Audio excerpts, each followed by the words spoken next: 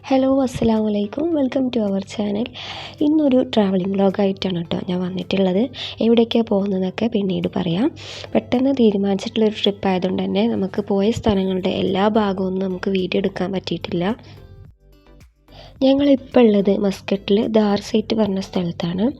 ഇവിടെ നിന്ന് ഏകദേശം ഞങ്ങൾ പോകുന്ന സ്ഥലത്തേക്ക് 150 കിലോമീറ്ററോളം ദൂരമുണ്ട്.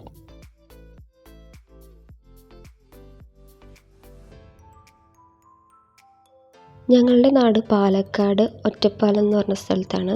ഒറ്റപ്പാലത്തു നിന്ന് അമ്പലപ്പാറ പറഞ്ഞ സ്ഥലത്ത് എൻ്റെ വീടും ഇക്കാടെ വീട് തൃക്കടിയേരി പറഞ്ഞ സ്ഥലത്തുമാണ്.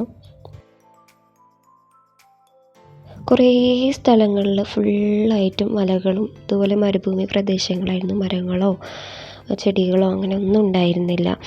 എന്നാലും നല്ല യാത്രയൊക്കെ നല്ല രസമായിരുന്നു. പക്ഷേ ഉച്ചയ്ക്ക് ഞങ്ങൾ ഇറങ്ങിയത് കൊണ്ട് നല്ല ചൂടുണ്ടായിരുന്നു. പിന്നെ കാറ്റ് നല്ല വേഗത്തിൽ പോകുകൊണ്ട് കാറ്റ് ഞങ്ങളെ കൺട്രോൾ ചെയ്ത് പോവുമായിരുന്നു. ഓരോ നാട്ടിലെയും ഭംഗി അറിയണമെങ്കിൽ ആ നാട്ടിലേക്കൊക്കെ ഒന്ന് പോകുക തന്നെ വേണമല്ലേ. പക്ഷെ എന്ത് ചെയ്യാൻ, എല്ലാവർക്കും പോകാൻ പറ്റില്ലല്ലോ.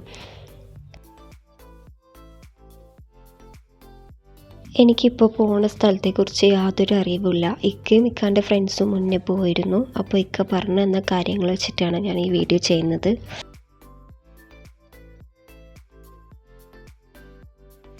ഇപ്പം ഞങ്ങൾ എത്തിയിരിക്കുന്നത് വാദി ഷാബ് പറഞ്ഞ സ്ഥലത്താണ് കേട്ടോ. വാദി ഷാബിൻ്റെ മുഴുവൻ ഭാഗമൊന്നും ഞങ്ങൾക്ക് ഈ വീഡിയോയിൽ കവർ ചെയ്യാൻ പറ്റിയിട്ടില്ല. ഞാൻ പറഞ്ഞല്ലോ, പ്രതീക്ഷിക്കാതെ വന്നിട്ടുള്ളൊരു ട്രിപ്പായതുകൊണ്ട് വാദി ഷാബിൻ്റെ ഒരു ചെറിയൊരു പാർട്ട് മാത്രമാണ് ഞങ്ങൾക്ക് വീഡിയോ എടുക്കാൻ പറ്റിയത്. വാദി ഷാബിനോട് ചേർന്നിട്ടുള്ള ബീച്ചാണ് കേട്ടത്. ഈ ബീച്ചിൻ്റെ പേര് പെബിൾ ബീച്ച് എന്നാണ്.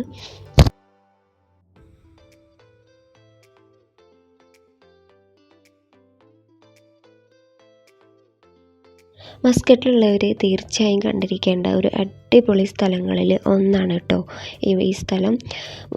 വാദിയും അതുപോലെ തന്നെ ബീച്ചും കൂടെ അടുത്തടുത്ത് നമുക്ക് ഇവിടെ വന്നാൽ കാണാൻ പറ്റും.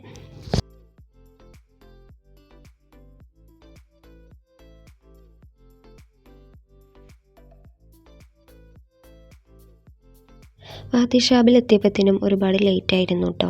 ഇവിടുത്തെ കാഴ്ചകൾ കാണാൻ തന്നെ എന്ത് രസമാണെന്നറിയോ. നമ്മുടെ നാട്ടിലത്തെയൊക്കെ അതേ ഒരു ഫീലായിരുന്നു. ഇവിടെ നല്ല തണുപ്പായിരുന്നു കേട്ടോ. നല്ല മരങ്ങളും കാര്യങ്ങളൊക്കെ ഉണ്ടായിരുന്നു. അതുപോലെ ഒരുപാട് താമര. ഇനി ഇതിൻ്റെ ഉള്ളിലേക്ക് പോയാൽ ഇതിലേറെ നല്ല അടിപൊളി കാഴ്ചകളുണ്ടായിരുന്നു. പക്ഷെ എന്ത് ചെയ്യാൻ, നേരം വൈകിയതുകൊണ്ട് ഞങ്ങൾക്ക് അങ്ങോട്ടൊന്നും പോകാൻ പറ്റിയില്ല.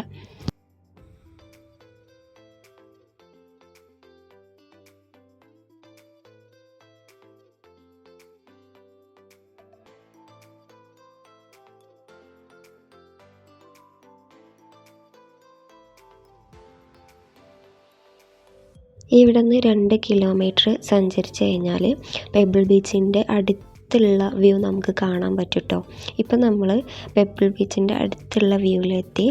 നോക്കി നോക്കൂ, നമ്മുടെ നാട്ടിലൊക്കെ ആണെങ്കിൽ മണൽ അല്ല ബീച്ചിൻ്റെ അവിടെ ഉണ്ടാവുക. ഇവിടെ ആണെങ്കിൽ ഫുള്ള് പെബിളാണ്, അതായത് ഉരുളൻ കല്ലുകൾ.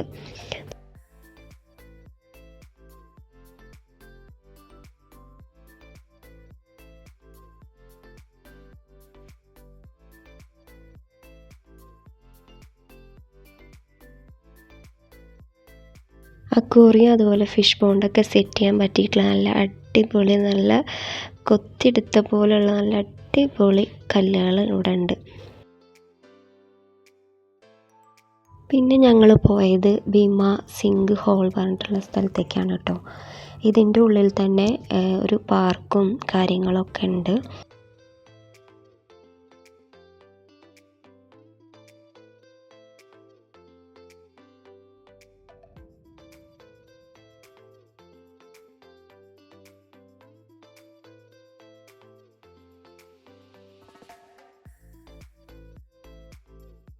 ഭീമ സിംഗ് ഹോൾ പറഞ്ഞാൽ ഉൽക്ക വീണ സ്ഥലം എന്നാണ് കേട്ടോ ഇവിടെ അറിയപ്പെടുന്നത്.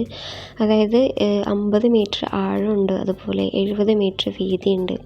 പിന്നെ കടലിൽ നിന്ന് 600 മീറ്റർ കയറി നിൽക്കുന്ന ഒരു കരപ്രദേശം കൂടിയാണ്.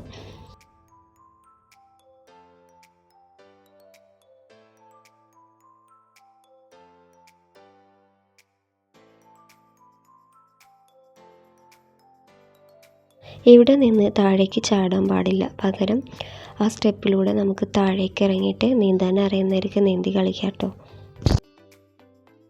പച്ച നിറത്തിലുള്ള നല്ല തെളിഞ്ഞ വെള്ളമായിരുന്നു. പക്ഷെ ഞങ്ങൾക്ക് താഴേക്ക് ഇറങ്ങാൻ പറ്റിയില്ല. ഞാൻ ഇറങ്ങി വീഡിയോ എടുക്കാമെന്ന് വിചാരിച്ചാൽ കുട്ടികളും ഒപ്പം വരും. അപ്പോൾ അവരുടെ സേഫ്റ്റി ആലോചിച്ചിട്ട് താഴെ ഇറങ്ങിയില്ല. അത് മാത്രമല്ല, ഇറങ്ങുന്ന പോലെ തന്നെ ഈസി അല്ല കയറാനെന്ന് വിചാരിച്ചപ്പോൾ ഇറങ്ങിയില്ല. മോളും തന്നെ ഞങ്ങൾ വീഡിയോ എടുത്തു. ഇന്നത്തെ വിശേഷങ്ങൾ ഇത്രയേ ഉള്ളൂ. എൻ്റെ വീഡിയോ കണ്ട് ഇഷ്ടമാവുകയാണെങ്കിൽ വീഡിയോയ്ക്കൊരു ലൈക്ക് തരണേ. അതുപോലെ തന്നെ വീഡിയോ കാണുന്ന കൂട്ടുകാരിൽ ആരെങ്കിലും എൻ്റെ ചാനൽ സബ്സ്ക്രൈബ് ചെയ്യാത്തവരുണ്ടെങ്കിൽ സബ്സ്ക്രൈബ് ചെയ്ത് സപ്പോർട്ടും ചെയ്യണം. Okay, thank you.